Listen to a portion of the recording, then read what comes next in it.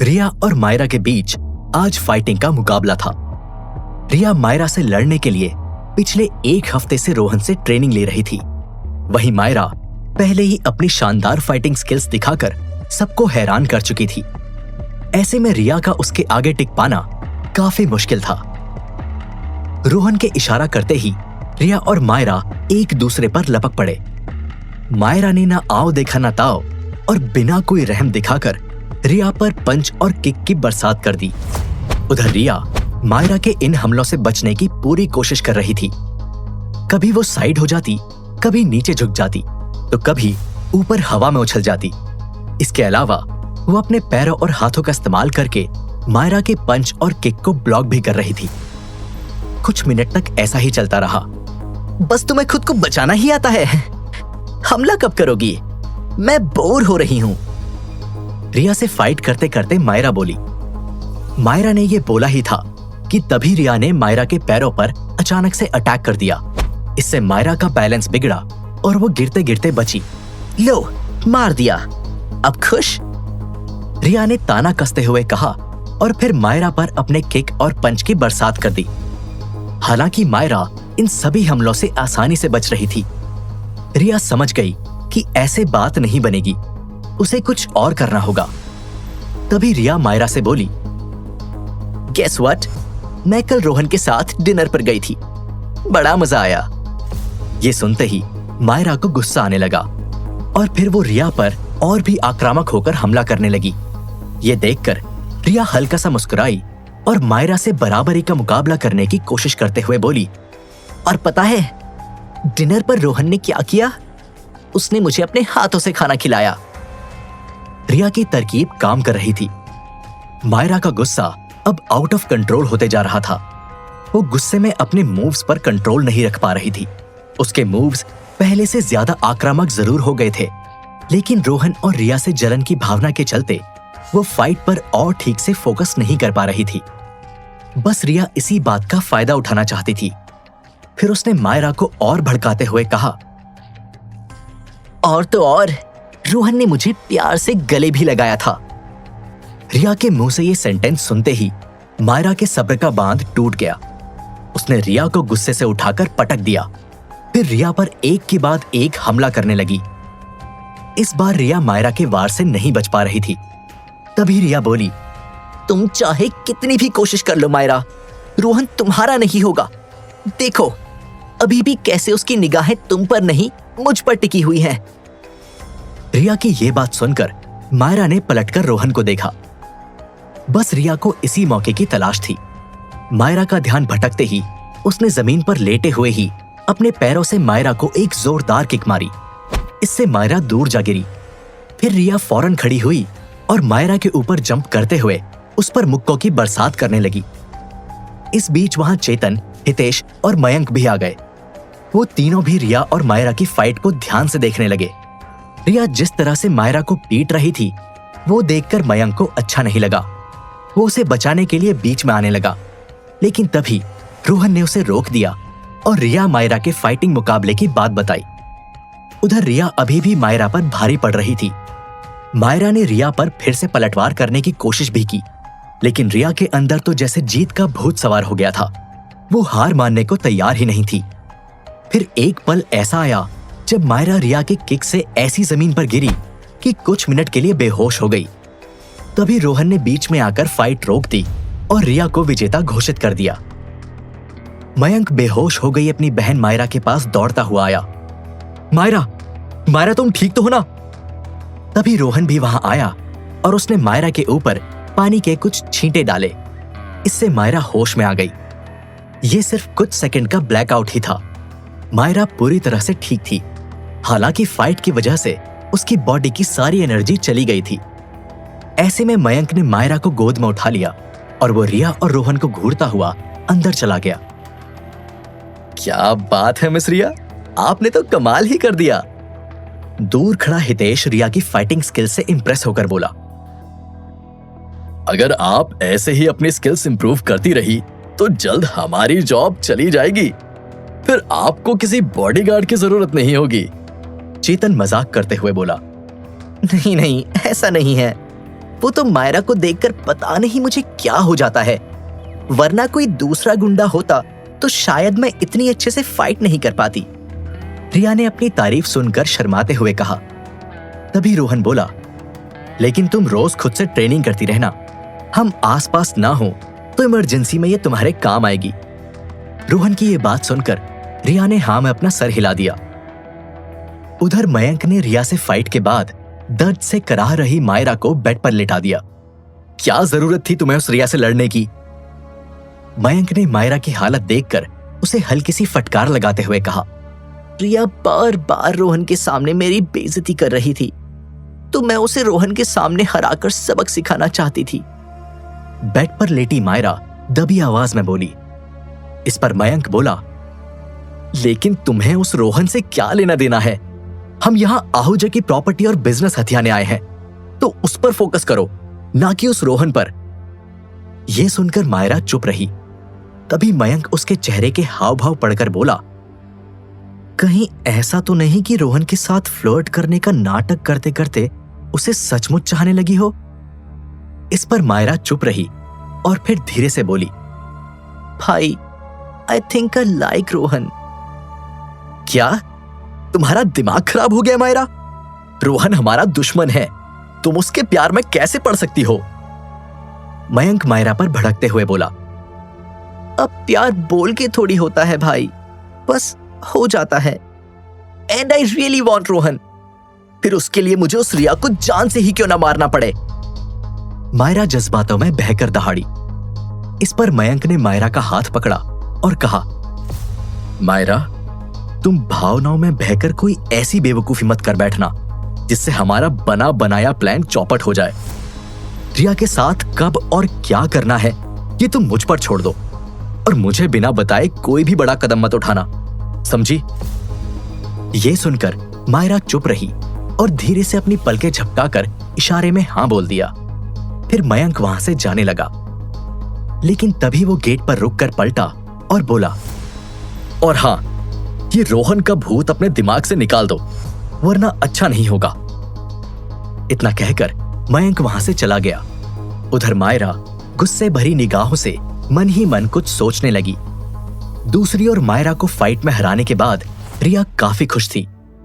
वो, रोहन और हितेश कार में बैठकर आहूजा कॉरपोरेशन जा रहे थे।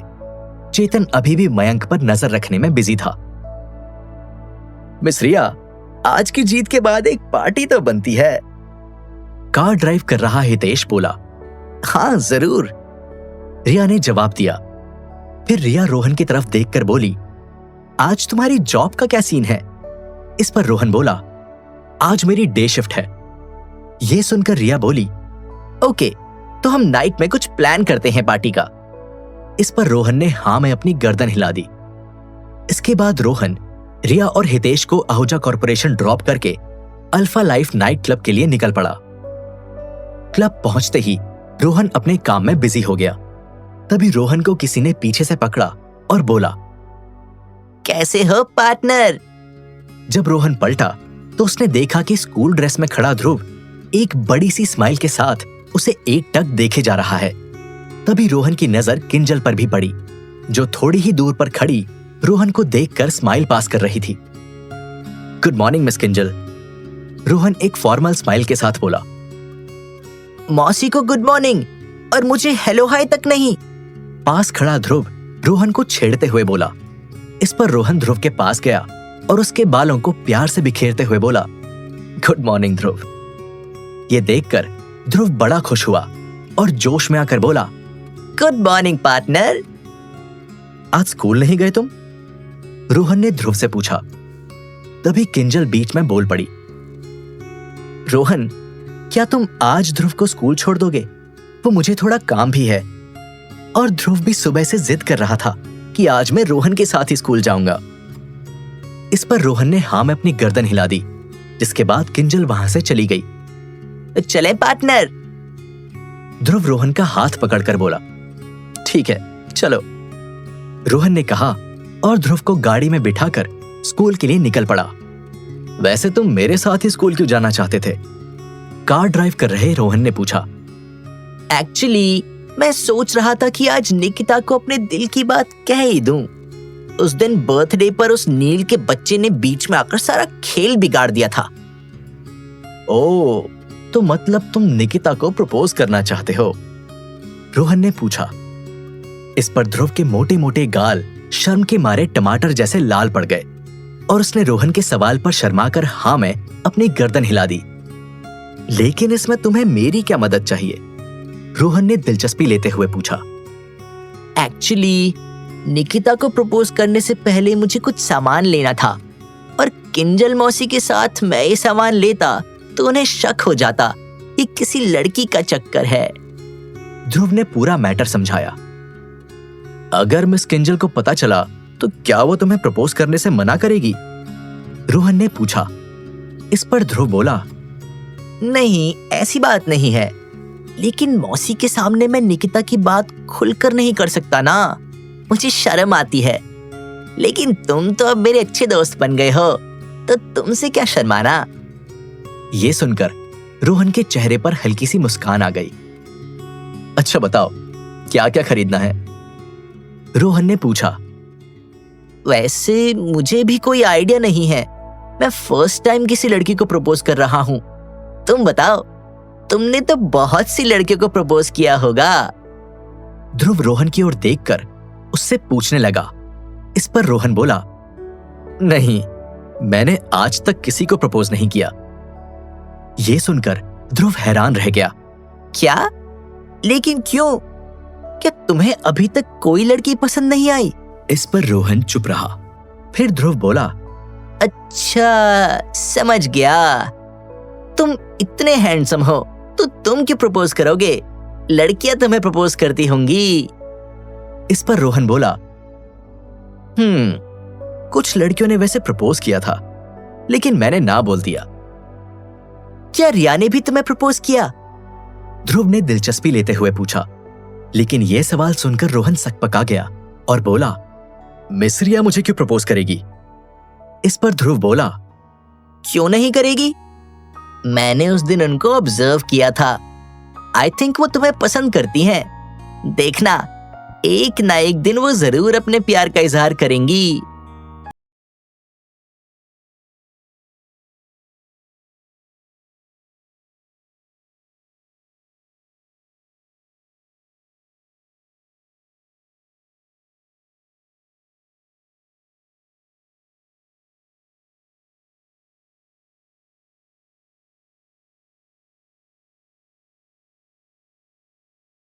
चॉकलेट्स देता है तो हम भी यही खरीद लेते हैं।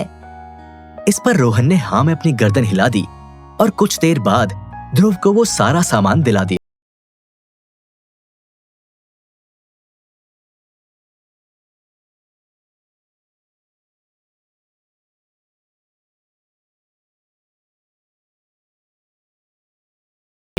और वो फिर से रोहन की कार में जाकर बैठ गया।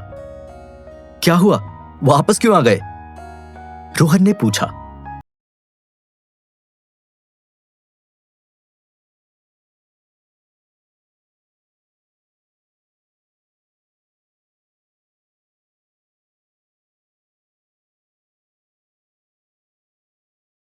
का फूल और दूसरे में चॉकलेट्स और टेडी बेयर लेकर निकिता की ओर बढ़ने लगा।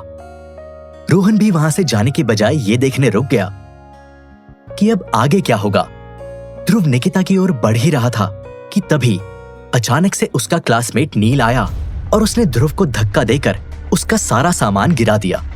फिर नील ने जमीन पर गिरे ध्रुव का कॉलर पकड़ा और बोला, निकिता को प्रपोज करने के बारे में सोचना भी मत। तो अब क्या होगा आगे? क्या करेगा ध्रुव? क्या उसके दिल की बात अधूरी रह जाएगी? और रोहन का क्या? वो इस सिचुएशन को कैसे हैंडल करेगा? जानने के लिए सुनिए सीक्रेट मिलेनियर का अगला एपिसोड सिर्फ पॉकेट एफएम पर।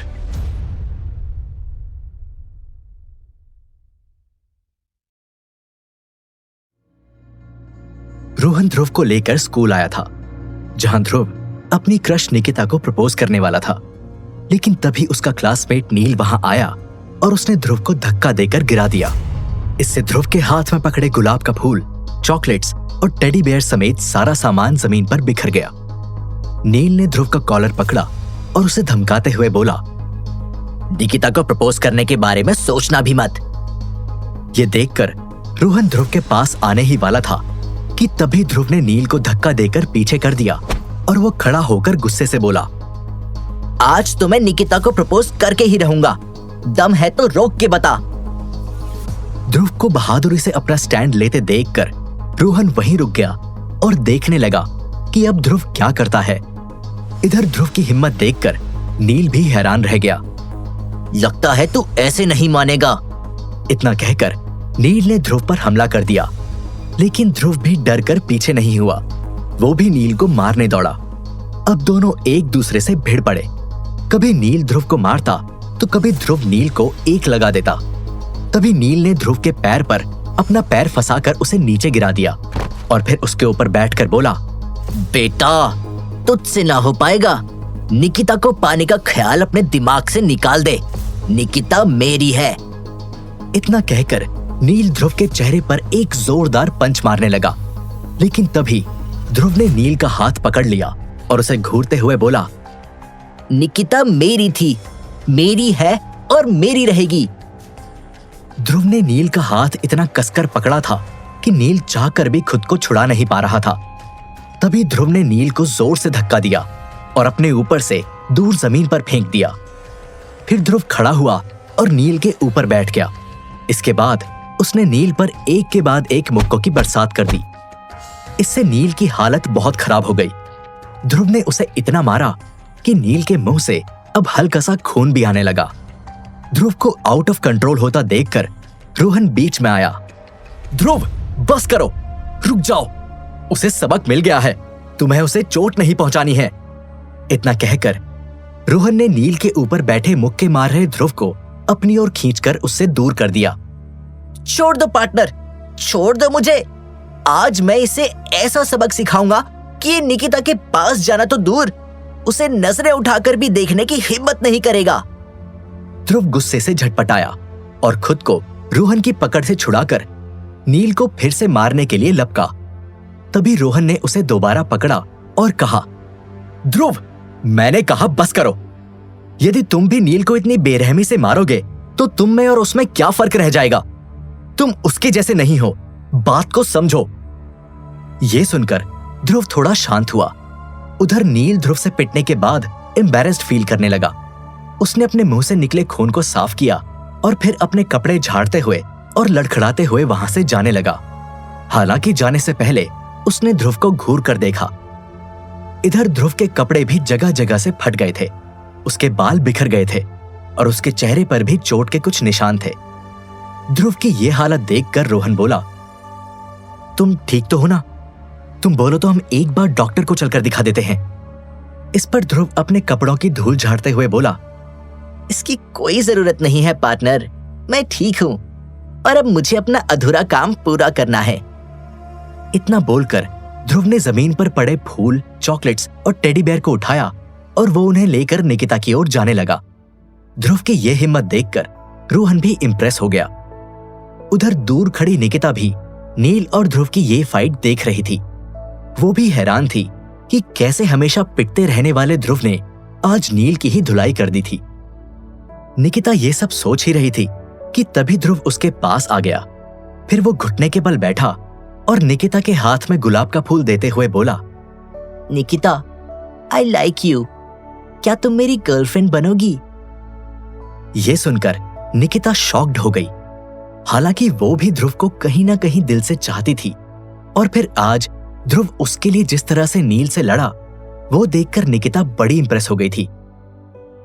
हाँ ध्रुव, मैं तुम्हारी गर्लफ्रेंड बनूंगी।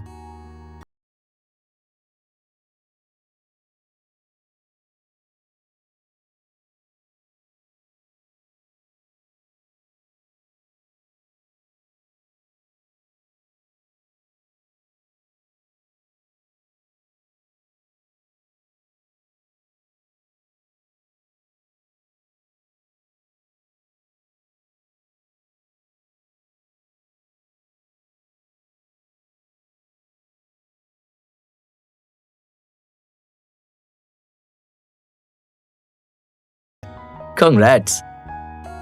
वैसे मैं ये तुम्हारे बिना कभी नहीं कर पाता पार्टनर। ध्रुव ने इतना कहकर रोहन को गले लगा लिया। लेकिन मैंने इसमें क्या किया? नील को तो तुमने अकेले ही हराया। रोहन कंफ्यूज होकर बोला। इस पर ध्रुव ने कहा, तुम्हारे साथ रहते हुए मैंने बहुत कुछ सीखा। कैसे कभी हार नहीं मानना चाहिए, अपने फेलियर से सीखना चाहिए। और जब तुमको उस दिन बहादुरी से गुंडों से लड़ते हुए देखा तो मैंने भी सोच लिया कि बड़ा होकर तुम्हारी तरह बनूंगा। You are the best partner, तुम मेरे आइडल हो। इतना कहकर ध्रुव ने दोबारा से रोहन को गले लगा लिया। ध्रुव की ये बात सुनकर रोहन भी थोड़ा इमोशनल हो गया। हालांकि उसने अपने चेहरे पर कोई भाव नहीं आने दिया, बस ध्रुव को गले लगाते हुए इतना बोला, तुम भी बेस्ट हो पार्टनर। तभी रोहन की नजर निकिता पर पड़ी, जो ध्रुव का इंतजार कर रही थी। ये देखकर रोहन ध्रुव से बोला, अब सारा दिन मुझसे ही बातें करते रहोगे या अपनी न्यू गर्लफ्रेंड निकिता को भी टाइम दोगे? तभी ध्रुव को रियलाइज हुआ कि वो निकिता के बारे में तो भूल ही गया था। ठीक है, मैं निकिता के पास जाता हूँ, हम बाद में मिलते हैं पार्टनर। इतना बोलकर ध्रुव निकिता के पास चला गया और दोनों एक दूसरे को प्यार से चॉकलेट खिलाने लगे। ये देखकर रोहन को अच्छा महसूस हुआ। वो मुस्कुराता हुआ कार में बैठा और फिर वापस अल्फा लाइफ नाइट क्लब आ गया। यहाँ आकर रोहन फिर से अपने काम में बिजी हो गया।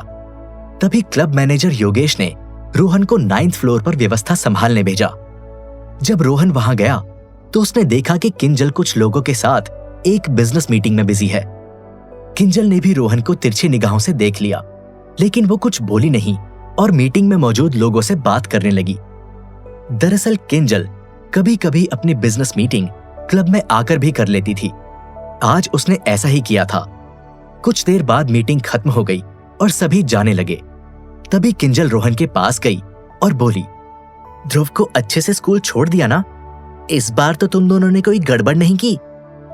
यह सुनकर रोहन थोड़ा नर्वस हुआ और उसने स्कूल में हुई ध्रुव की फाइट की बात छिपाते हुए कहा, नहीं, कोई गड़बड़ नहीं हुई, सब कुछ सही रहा। रोहन ने इतना कहा ही था कि उसका मोबाइल बजने लगा। जब रोहन ने अपने मोबाइल की स्क्रीन देखी तो उस पर ध्रुव का नंबर था। ध्रुव? रोहन के मुंह से निकल पड़ा, जिसे पास खड़ी किंजल ने सुन लिया। फोन स्पीकर ऑन करके उठाना। किंजल ने कुछ गड़बड़ की आशंका जताते हुए रोहन से कहा। इस पर रोहन ने फोन का स्पीकर ऑन कर दिया और वो कॉल उठाते हुए बोला, हाँ ध्रुव बोलो, क्या हुआ? तभी सामने से आवाज आई, मैं ध्रुव नहीं, सब इंस्पेक्टर दिलीप बोल रहा हूँ। आपका ध्रुव पुलिस स्टेशन में है, जल्दी से आ जाइए। ये सुनकर रोहन और किंजल दोनों हैरान रह गए और साथ में बोल पड़े, पुलिस स्टेशन? तभी रोहन ने सब इंस्पेक्टर से पूछा, लेकिन हुआ क्या? इस पर सब इंस्पेक्टर चिढ़कर बोला, पहले आप यहाँ आओ तो फिर सब पता चल जाएगा कि तुम्हारे ध्रुव ने क्या कांड किया है। मैं एड्रेस भेज रहा हूँ, जल्दी आ जाना। इतना कहकर सब इंस्पेक्टर ने कॉल कट कर दिया। कोई गड़बड़ नहीं हुई, सब अच्छे से हो गया। हाँ? किंजल ने रोहन को शक वाली निगाहों से घूरते हुए पूछा। अब रोहन को समझ में नहीं आया कि वो अपने झूठ को कैसे कवर करे। हालांकि उसे ध्रुव की भी चिंता थी और वो ये भी नहीं समझ पा रहा था कि आखिर ध्रुव पुलिस स्टेशन कैसे जा पहुंचा, जबकि उसके सामने तो सब कुछ सही तरीके से एंड हो गया था। रोहन ये सब सोच ही रहा था कि तभी किंजल बोली, क्या हुआ बताओ, आज स्कूल में ऐसा क्या हुआ? इस पर रोहन बोला, मैं रास्ते में आपको सब बताता हूं, हमें पहले फौरन पुलिस स्टेशन के लिए निकलना चाहिए। किंजल ने रोहन की बात से एग्री किया और वो उसके साथ कार में बैठकर पुलिस स्टेशन के लिए निकल पड़ी। इधर रास्ते में रोहन ने किंजल को स्कूल में निकिता को लेकर हुई ध्रुव और नील की फाइट की सारी कहानी सुना दी। तो ध्रुव की एक गर्लफ्रेंड बन गई और उसने उसे बुली करने वाले बच्चे को फाइट में हरा भी दिया। मेरी पीठ पीछे ये लड़का इतना कुछ कर गया और मुझे कानों कान खबर तक नहीं हुई, किंजल ने रोहन से कहा। इस पर रोहन कुछ नहीं बोला। कुछ देर बाद दोनों पुलिस स्टेशन पहुंच गए। सबसे पहले रोहन पुलिस स्टेशन में घुसा, जिसे देखकर ध्रुव खुशी से दौड़ते हुए उसके पास गया। रोहन, तुम आ गए। ध्रुव खुश होकर रोहन को गले लगाने ही वाला था कि तभी उसने अपनी मौसी किंजल को गुस्से में पुलिस स्टेशन के अंदर दाखिल होते देखा। यह देखकर ध्रुव की खुशी गायब हो गई और वो डरते हुए रोहन के पीछे जाकर छिप गया। पहले गलती करते हो और फिर चुप रहे हो। बताओ अब क्या किया तुमने? किंजल ने ध्रुव को डांटते हुए पूछा। ध्रुव कुछ बोलता तभी पीछे से सब इंस्पेक्टर दिलीप आ गए। मैं बताता हूं इस बच्चे ने क्या किया। स्कूल में दूसरे बच्चे के साथ मारपीट की, उसे इतना मारा कि उसके मुंह से खून तक निकल आया। यह सुनकर रोहन बीच में बोल पड़ा, लेकिन पहले उस बच्चे ने ध्रुव को मारना शुरू किया था। ध्रुव तो बस अपना बचाव कर रहा था। इसके चेहरे पर भी चोटें आई हैं और आपको हमारी बातों पर यकीन नहीं तो आप स्कूल में लगी सीसीटीवी फुटेज चेक कर सकते हैं। यह सुनकर सब इंस्पेक्टर रोहन को घूरते हुए ध्यान से देखने लगा। क्या आप इसके बाप हैं? सब इंस्पेक्टर का यह सवाल सुनकर रोहन ऑकवर्ड फील करने लगा और बोला, नहीं मैं ध्रुव का। रोहन सही शब्द सोच ही रहा था कि ध्रुव बीच में बोल पड़ा, रोहन मेरा बेस्ट फ्रेंड है। यह सुनकर सब इंस्पेक्टर हंसने लगा। इतना बड़ा ताड़ जैसा लंबा आदमी तुम जैसे छुटकू का दोस्त है। तभी किंजल बीच में आई और बोली, मैं ध्रुव की मौसी हूं, आप मुझसे बात कीजिए। इस पर सब इंस्पेक्टर ने किंजल की ओर देखा और कहा, देखिए, ध्रुव ने नील नाम के जिस लड़के को मारा था उसने अपने पापा को कहकर पुलिस में ध्रुव के खिलाफ शिकायत दर्ज करवाई है। यदि वो अपनी शिकायत वापस ले लेते हैं तो मैं ध्रुव को वार्निंग देकर छोड़ दूंगा। हालांकि वो बहुत बड़े आदमी हैं और इतनी आसानी से नहीं मानेंगे।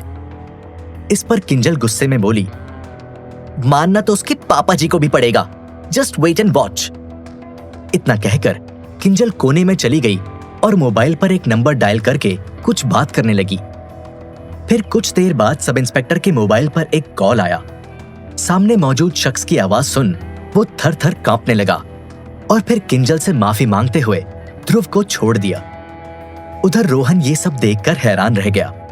अब वो ये जानने को बेताब था कि किंजल ने आखिर ऐसा किसे कॉल कर दिया जिसके बाद सब इंस्पेक्टर भी डरकर कांपने लगा।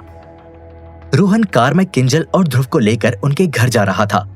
तभी अपने मन में चल रही जिज्ञासा को शांत करते हुए उसने किंजल से पूछ ही डाला, क्या मैं जान सकता हूं कि आपने पुलिस स्टेशन में किसे कॉल किया था जो सारा मैटर इतनी आसानी से सॉल्व हो गया? इस पर किंजल बोली, तुमने बिग बुल का नाम सुना है? बस ये समझ लो कि मैंने जिसे कॉल किया वो बिग बुल का बेहद खास है। ये सुनते ही रोहन के कान खड़े हो गए। फाइनली उसे किंजल के मुंह से पहली बार बिग बुल के बारे में सुनने को मिला। आखिर वो यही सब पता लगाने तो इस नाइट क्लब में आया था। तो अब क्या होगा आगे? क्या रोहन किंजल से बिग बुल की और इंफॉर्मेशन निकलवा पाएगा? और कौन है वो शख्स जिसे किंजल ने कॉल किया था जो बिग बुल का बेहद खास है? आखिर क्या है किंजल और बिग बुल के बीच का कनेक्शन? जानने के लिए सुनिए सीक्रेट मिलेनियर का अगला एपिसोड सिर्फ पॉकेट एफएम पर।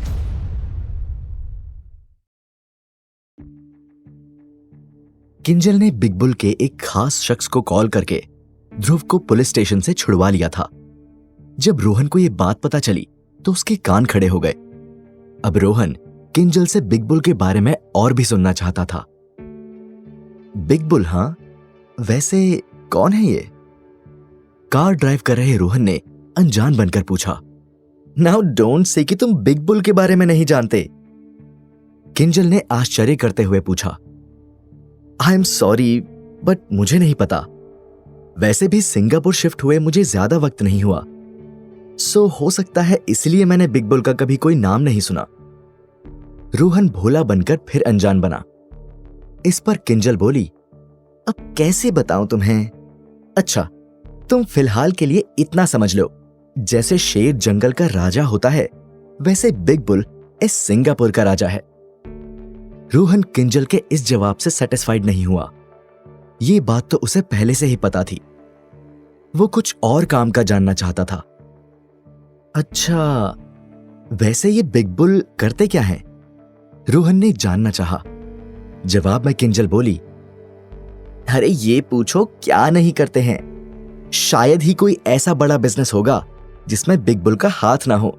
Finance, real estate, weapon production, ship production, international import export और।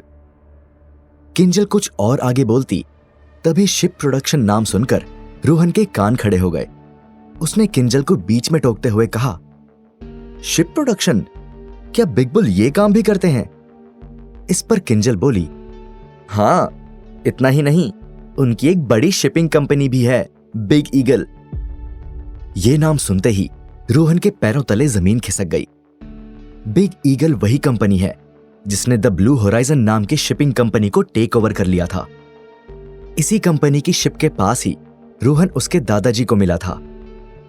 पहले तो रोहन को बिग बुल की तलाश सिर्फ इसलिए थी क्योंकि वो अपने दादाजी की मौत का बदला लेना चाहता था, लेकिन अब उसके पास उसे ढूंढने की एक और वजह है। द ब्लू होराइजन शिप से भी बिग बुल का कोई कनेक्शन है, और शायद रोहन के माता पिता से भी।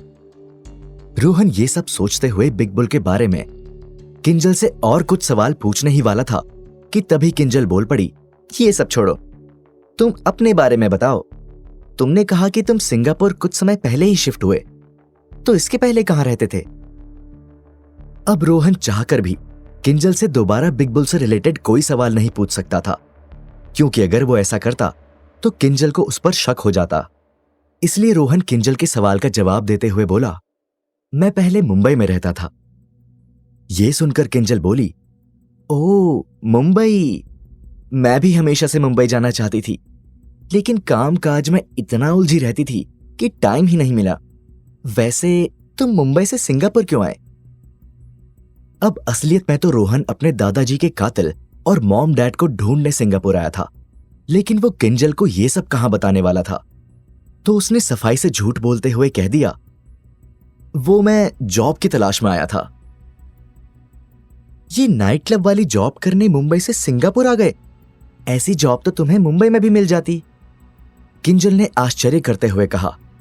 किंजल की बात में दम था, लेकिन रोहन के मुंह से झूठ का तीर निकल चुका था, इसलिए वो अपनी बात को कवर करते हुए बोला, एक्चुअली मैं मुंबई में बोर भी हो गया था और कोई फॉरेन कंट्री घूमना चाहता था, तो मैंने सिंगापुर चूज कर लिया। तो कैसा लग रहा है सिंगापुर? किंजल ने पूछा। बहुत ही बढ़िया, रोहन ने जवाब दिया। तभी किंजल का घर आ गया और रोहन ने गाड़ी रोक दी। ठीक है रोहन, हम फिर मिलते हैं। इतना कहकर किंजल गाड़ी से बाहर निकल गई। बाय पार्टनर, एंड आज तुमने मेरे लिए जो कुछ भी किया उसके लिए थैंक यू। अगर तुम ना होते तो शायद ना मैं निकिता को प्रपोज कर पाता और ना उस नील को सबक सिखा पाता। इतना कहकर ध्रुव ने रोहन को गले लगा लिया। बदले में रोहन भी ध्रुव से पूरे दिल से गले मिला। ये नजारा देखकर किंजल मन ही मन मुस्कुराने लगी। वो समझ गई कि रोहन का ध्रुव की लाइफ में आना उसके लिए काफी अच्छा रहा। अब वो पहले से ज्यादा खुश और पॉजिटिव रहता है। रोहन, क्या तुम आज का डिनर हमारे साथ करोगे? किंजल ने रोहन से कहा। यह सुनकर रोहन मन ही मन खुश हो गया। उसने सोचा डिनर के बहाने ही सही उसे बिग बुल के बारे में किंजल से और जानने का मौका मिल जाएगा। रोहन डिनर के लिए हाँ बोलने ही वाला था कि तभी उसका फोन बजा। ये रिया का कॉल था। रोहन ने जैसे ही कॉल उठाया, रिया सामने से बोली, रोहन, कहाँ रह गए तुम? हमने डिसाइड किया था ना, आज रात को मेरी मायरा से जीत की पार्टी करेंगे। इस पर रोहन बोला, वो मैं कुछ काम में बिजी हो गया था, क्या मेरा पार्टी में आना जरूरी है? रोहन ने मना करना चाहा ताकि वो किंजल के साथ डिनर करके बिग बुल की जानकारी हासिल कर सके, लेकिन रोहन का ये जवाब रिया को पसंद नहीं आया। तुम पागल हो क्या रोहन? तुम्हारे बिना पार्टी कैसे होगी? मैं कुछ नहीं जानती, तुम फटाफट यहाँ आओ, हम साथ में डिनर करेंगे, और अगर तुम नहीं आए तो मैं तुम्हें ढूंढते हुए आ जाऊंगी। फिर तुम कहीं भी हो, किसी भी काम में बिजी हो, मैं तुम्हें खींच कर ले आऊंगी। रिया रोहन पर बरसते हुए बोली, अच्छा ठीक है, मैं आता हूं। रोहन ने रिया की जिद पर हारते हुए कहा। फिर फोन काटकर किंजल से कहा, सॉरी मिस किंजल, आपका डिनर ड्यू रहा, आज मुझे कुछ और काम आ गया है तो जाना होगा। यह सुनकर किंजल को मन ही मन थोड़ा बुरा लगा, क्योंकि कई मर्द किंजल के साथ कुछ पल बिताने को मरते हैं। उसके साथ डिनर का मौका मिल जाए तो उन्हें ऐसा लगता है जैसे जन्नत मिल गई हो। लेकिन यहाँ ये रोहन उसके डिनर के ऑफर को ठुकरा रहा था। हालांकि किंजल ने अपनी नाराजगी को रोहन के सामने जाहिर नहीं होने दिया और बोली, कोई बात नहीं, हम फिर कभी साथ में डिनर कर लेंगे, तुम अपना काम निपटा लो। इतना कहकर किंजल घर में जाने लगी। वहीं ध्रुव भी उसके पीछे पीछे जाने लगा। हालांकि इस दौरान उसकी नजर रोहन पर थी और वो उसे एक स्माइल के साथ बाय का इशारा कर रहा था, जिस पर रोहन ने भी अपना हाथ हिलाकर उसे बाय बोल दिया। कुछ देर बाद रोहन आहूजा कॉरपोरेशन आ गया, जहां रिया और हितेश उसका पहले से ही इंतजार कर रहे थे। कहाँ रह गए थे तुम, और पार्टी में आने से मना क्यों कर रहे थे? रिया रोहन को देखते ही उस पर बरस पड़ी।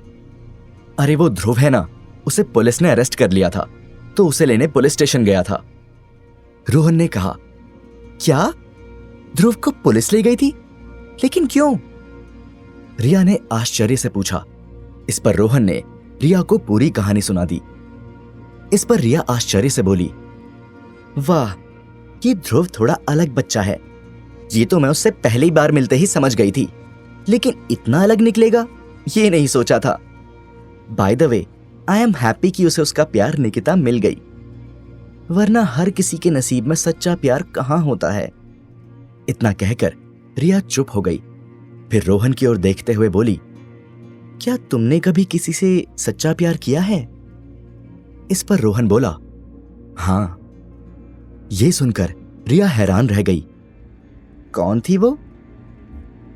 रिया ने फौरन रोहन पर सवाल दागा और उसके जवाब का इंतजार करते हुए उसके करीब आ गई। एक्चुअली वो थी नहीं, थे मेरे दादाजी। एक वही थे जिन्हें मैंने हमेशा दिल से चाहा। रोहन ने मासूम बनकर जवाब दिया। इस पर रिया ने अपना माथा पकड़ लिया और बोली, अरे पगलू, मैं वैसे प्यार की बात नहीं कर रही। एक लड़की और लड़के के बीच जो प्यार होता है, जैसे गर्लफ्रेंड बॉयफ्रेंड, उस टाइप का प्यार। क्या तुमने कभी किसी से वैसा वाला प्यार किया है? यह सवाल सुनकर रोहन चुप हो गया। तभी रिया बोली, छोड़ो, मैं भी किस खड़ूस इंसान से पूछ रही हूं। जो खुलकर स्माइल भी बड़ी मुश्किल से करता है, वो प्यार क्या करेगा? यह सुनकर रोहन ने कुछ रिएक्ट नहीं किया। तभी हितेश बीच में बोला, तुम दोनों का बातों से पेट भर गया हो तो अब खाने से भी पेट भर लें। बड़ी जोरों की भूख लग रही है। अरे हाँ चलो, अब हम पार्टी पर फोकस करते हैं। इतना कहकर रिया रोहन की कार में आकर उसके बगल में बैठ गई। फिर हितेश भी कार की पिछली सीट पर बैठ गया और रोहन ने कार आगे बढ़ा दी। वैसे चलना कहाँ है? रोहन ने पूछा। मुझे नहीं पता, तुम बताओ।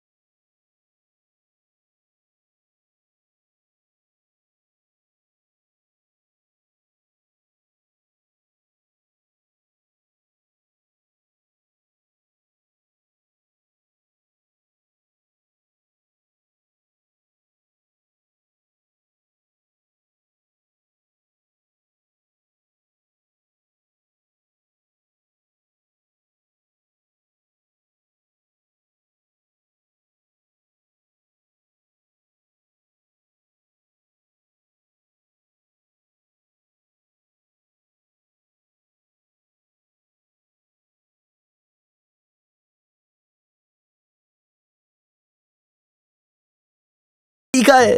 पानी पानी।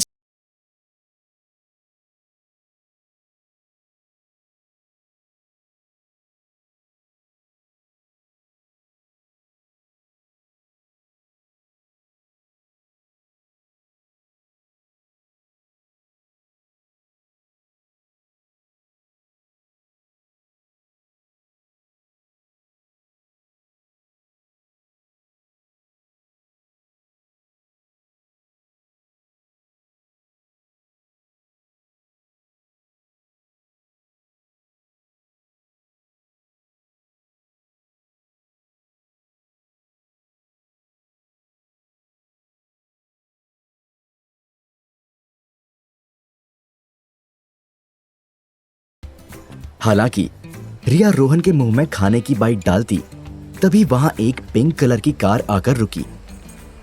फिर उस कार में से पिंक स्कर्ट और टॉप पहनी 2 खूबसूरत लड़कियां बाहर निकली। उन लड़कियों को देखकर हितेश बड़ा खुश हो गया। हेलो सुंदरियों, क्या चाहिए तुम्हें? हितेश ने बड़ी सी स्माइल के साथ पूछा। इस पर उन दोनों लड़कियों ने अपने टॉप के अंदर से गन निकाल ली और रिया के ऊपर तानते हुए बोली, ये लड़की, इसकी लाश चाहिए हमें। यह सुनकर रिया को इतना बड़ा शौक लगा कि उसके हाथ से खाने की प्लेट जमीन पर गिर गई। उन लड़कियों के हाथ में पकड़ी गन को अपनी ओर पॉइंट होता देखकर उसे ऐसा लगा जैसे यही उसका अंत है। तो क्या होगा आगे? क्या रिया इन सुंदर लड़कियों के हाथों मारी जाएगी या फिर रोहन उसे बचा लेगा? आखिर कौन है ये कातिल सुंदरियां और किसने भेजा है इन्हें?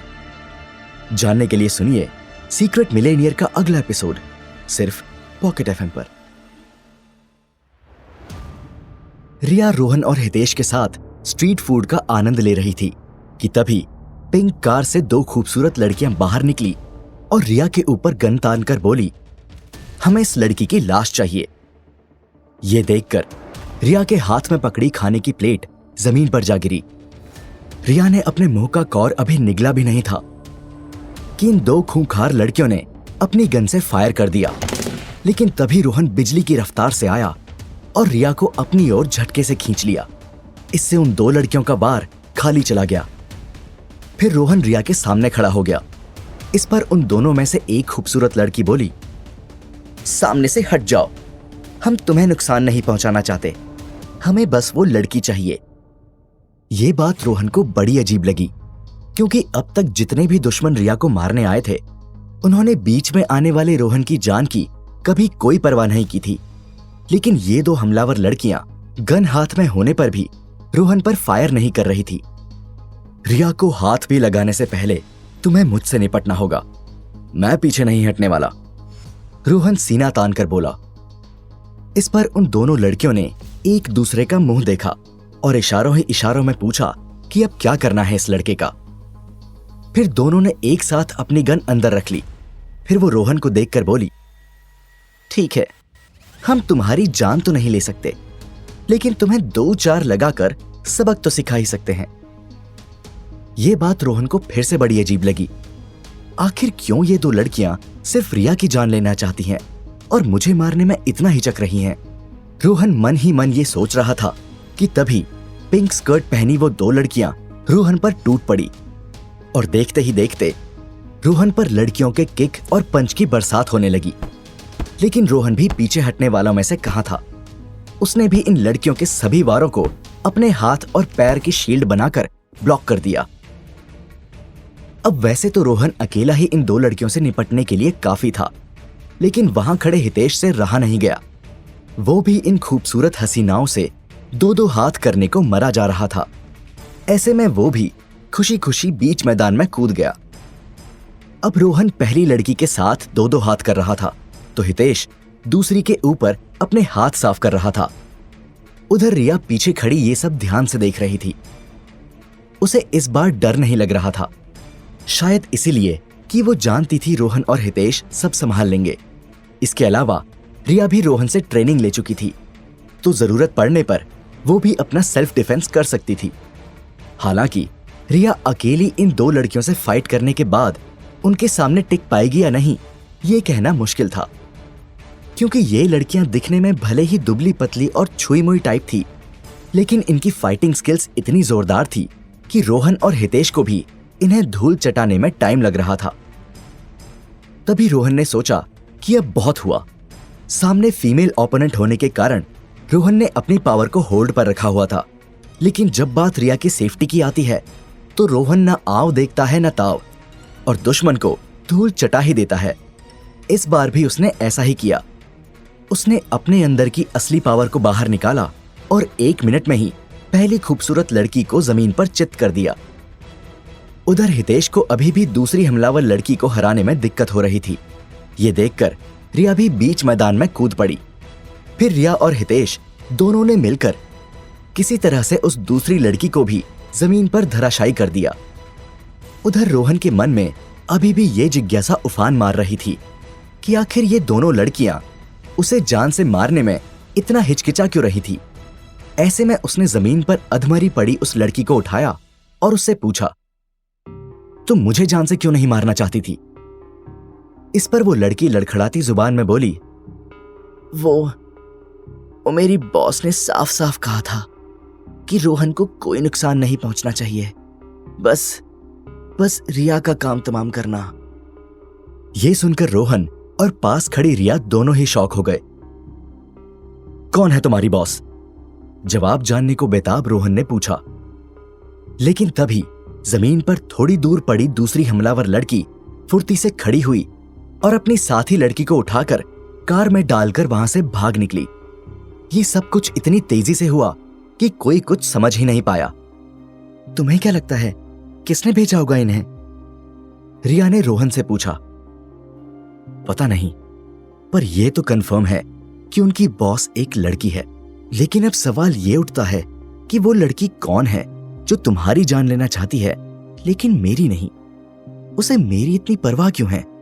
रोहन और रिया दोनों इस बारे में सोच ही रहे थे कि तभी दोनों के मुंह से फटाक से एक साथ निकल पड़ा, मायरा। मुझे तो यकीन नहीं होता, क्या मायरा सचमुच इतना नीचे गिर सकती है? रिया डिसअपॉइंटमेंट के साथ बोली, जलन मिस रिया, जलन। ये एक ऐसी चीज है जो किसी भी लड़की का दिमाग खराब कर सकती है। और जितना मैंने ऑब्जर्व किया है, मायरा रोहन को चाहती है और उसे आपकी और रोहन की दोस्ती खलती है। इसलिए इस बात के चांस ज्यादा हैं कि इस हमले के पीछे मायरा का ही हाथ है। हितेश ने अपना अंदाजा लगाते हुए कहा। यह सुनकर रिया का दिमाग और भी खराब हो गया। ये भाई बहन दोनों ने मेरी नाक में दम कर रखा है, पता नहीं इनसे कैसे छुटकारा मिलेगा। इतना बोलकर रिया कुछ सोचने लगी। फिर रोहन से बोली, अब क्या करना है इस मायरा का? मन तो कर रहा है इसे अभी धक्के मारकर अपने बंगले से बाहर फेंक दूं।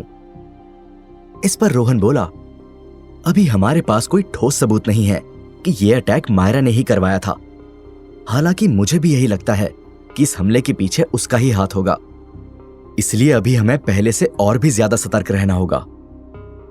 इस पर रिया ने हां में अपनी गर्दन हिला दी।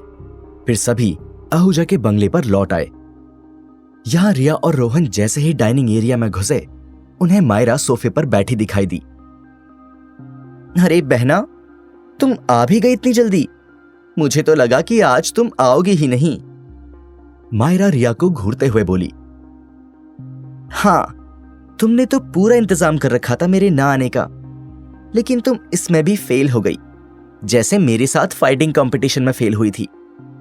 रिया ने नहले पर दहला मारते हुए कहा।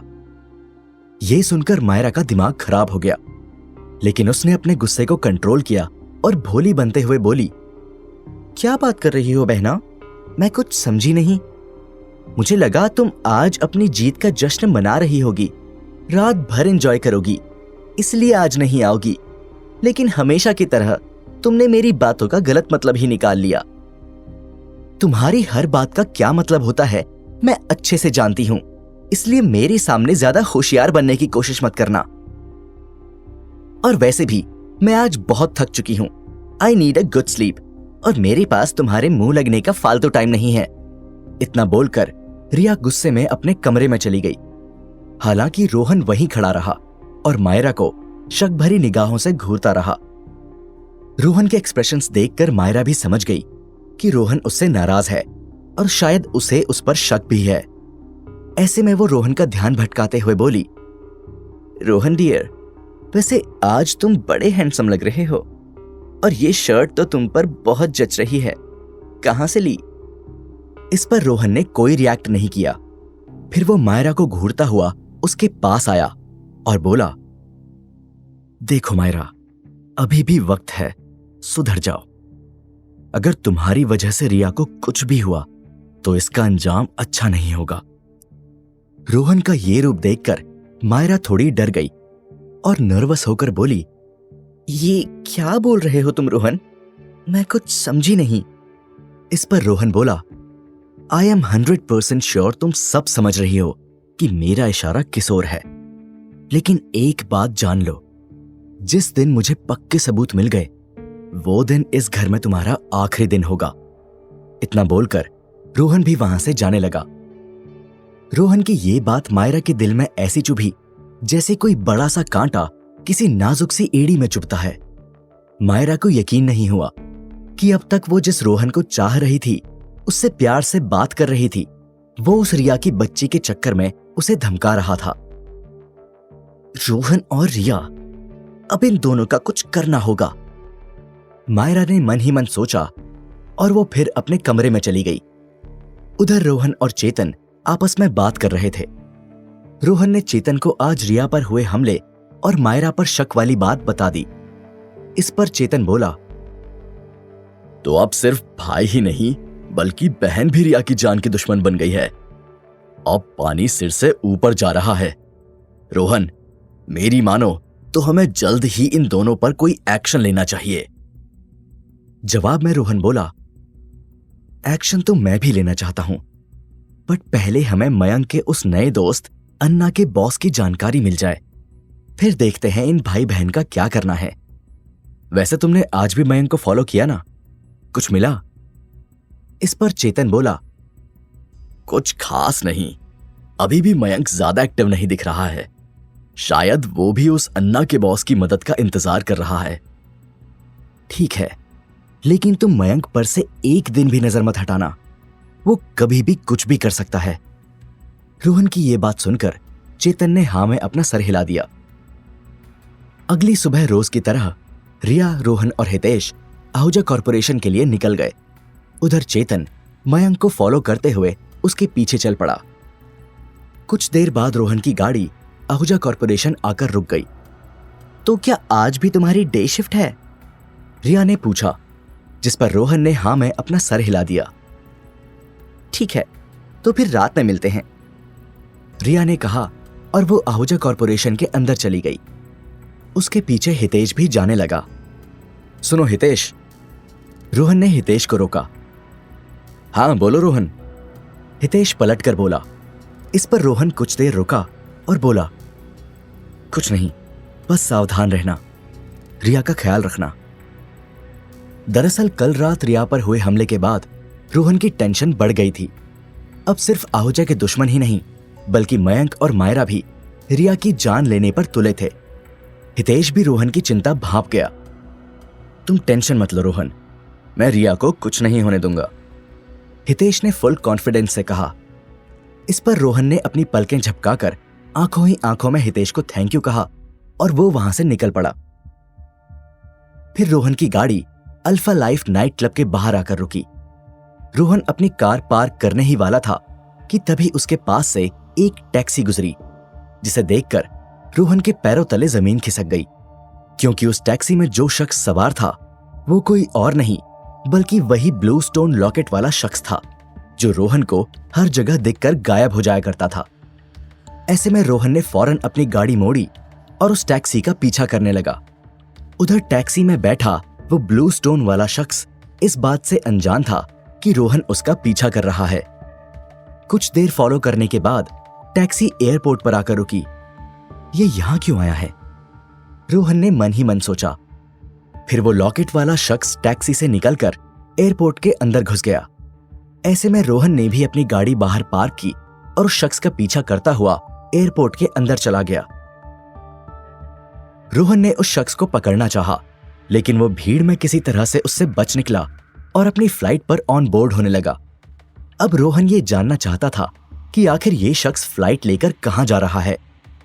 ऐसे में उसने एयरपोर्ट पर मौजूद स्टाफ से पूछा, एक्सक्यूज मी, क्या आप मुझे बता सकते हैं कि ये जो अभी अभी सारे पैसेंजर्स यहां से निकले, उनकी फ्लाइट कहां जा रही है? जवाब में एयरपोर्ट स्टाफ की एक लड़की बोली, सर, वो फ्लाइट तो अमेरिका जा रही है। यह सुनकर रोहन सोच में पड़ गया। रोहन ये सोच ही रहा था कि तभी उसका फोन बजा। हाँ रिया, बोलो, रोहन ने कॉल उठाते हुए कहा। जवाब में रिया बोली, रोहन, गेस व्हाट, हम अमेरिका जा रहे हैं। यह सुनकर रोहन हैरान रह गया। तो आखिर कौन है ये ब्लू स्टोन वाला शख्स? क्यों जा रहा है ये अमेरिका? और रिया भी रोहन को लेकर अमेरिका क्यों जाना चाहती है? आखिर क्या चल रहा है ये सब? जानने के लिए सुनिए सीक्रेट मिलेनियर का अगला एपिसोड, सिर्फ पॉकेट एफएम पर।